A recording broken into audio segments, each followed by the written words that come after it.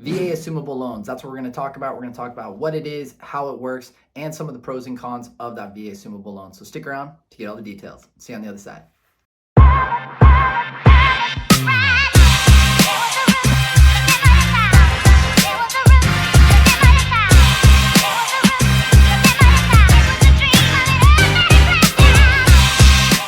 All right, guys, like I mentioned in this video, we're going to go over the concept of a VA assumable loan. Now, before we jump into it, let me quickly introduce myself if this is your first time here. My name is Patrick Longley. I'm a licensed realtor and have been out here in Oahu, Hawaii for the last 10 years, helping buyers and sellers when it comes to purchasing or selling their property. So if you're looking for any assistance, I got my contact information right here, so feel free to reach out or feel free to directly DM me on any of my social media platforms. Now let's get into what an assumable loan is, or a VA assumable loan. Basically, it is exactly that. It allows you to have someone else assume your loan. So generally speaking, when someone purchases a home, you bought your home, let's say, and you use your VA loan with, Veterans United or what have you, and then another buyer comes in and gets another loan from a different company, and they basically buy the house, pay off this loan, and then there's a new loan in place. But what we're talking about is that buyer, instead of using a whole different loan, they just assume your loan and basically take your name off the loan, you're free and clear, and then they assume it with all the responsibilities, the payments, and what have you.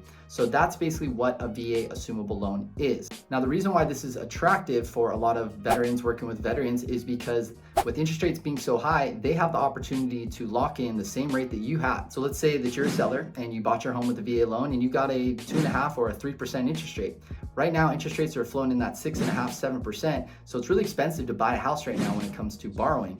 But if someone can come in and take over your loan, they're actually having the ability to lock in a 3% interest rate when everyone else is working with a 7% interest rate. So that's why the assumable loan can be a very attractive marketing tactic if you're selling your property. Okay, now we understand what a VA assumable loan is, what the benefits are of it. Now let's understand what are the requirements. First requirement is if you are a seller and you have the loan, you basically need to make sure that you are up to date with your payment. You cannot have someone assume your loan if you are late on payments. The second thing is the new assumer or the new buyer who's going to assume the seller's loan has to actually qualify with that same lender so that they have the same financial status. So you can't have someone come in where, let's say you had a 700 credit score, you approved for that loan, and someone come in with a 450 or 500 credit score.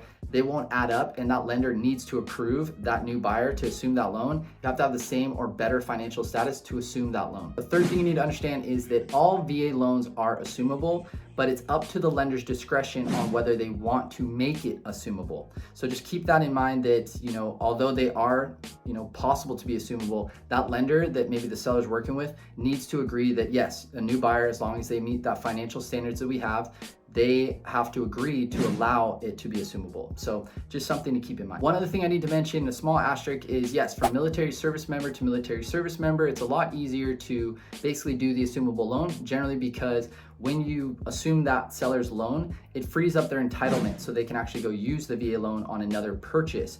But if you're doing it with a civilian, which you can do, it actually ties up their entitlement. So that veteran who sold their property to you and basically you assumed their loan, they basically can't make another purchase or only have a certain amount of entitlement because that entitlement has been tied up with that property until that new owner actually refinances out of that loan. So just keep that in mind. Okay, guys, so we covered a lot when it comes to understanding what the assumable loan is, and it sounds great, but there are some pros and cons, so let's go over those. The pros, the first pro is obviously with interest rates being so high and most people who purchased their property a couple years ago had stupid low interest rates, you get a lower interest rate, which means lower payment. So that's a very, very attractive pro for anybody looking to assume that VA loan. Pro number 2 is lower funding fee. So generally speaking, your VA funding fee can be anywhere between about 2 to 3.5%, depending on your status and how many properties you purchased. But when you do an assumable loan, it's only 0.5% when it comes to the funding fee. So that's a huge pro. The third pro is that if you have a military service member assuming a military service member's loan, it actually allows that seller to free up their entitlement so they can go purchase another property with a VA loan. Okay, those are the pros. Now let's get into the cons, and these are the really important ones. Con number 1 is, once again, not all lenders have to do an assumable loan. Even though the government, because the VA loan is a government-backed loan, allows for this loan to be assumable, lenders do not need to agree to it. Con number 2, you have to meet the lender's financial standards when it comes to assuming that loan. We're not just gonna let anybody who's a veteran or military serviceman or woman to assume that loan. They actually need to meet or beat those financial standards that that seller got qualified for when it came to that loan that that buyer would be assuming. The third and biggest con, and something you need to keep in mind, is that if you're going to assume someone's loan, and let's say they have a loan that they owe 300 grand on, and they want to sell the property for 400 grand, there's a $100,000 discrepancy, and someone has to pay the difference. So generally speaking, that buyer would have to pay out of pocket in cash 100 grand to cover that difference. So it's just something you need to keep in mind, that if there's a lot of equity in a home and they're selling their property for a lot higher than what they owe on it, that gap needs to be paid by the buyer. And sometimes that doesn't really make sense. It'd just be better to get a higher interest rate, get the loan pretty much fully funded, 0 down payment, have a high interest rate, and later refinance out of it when interest rates come down. But if there isn't a bunch of equity in the home, sometimes it makes sense. So just something you want to run by your realtor or your lender that you're working with.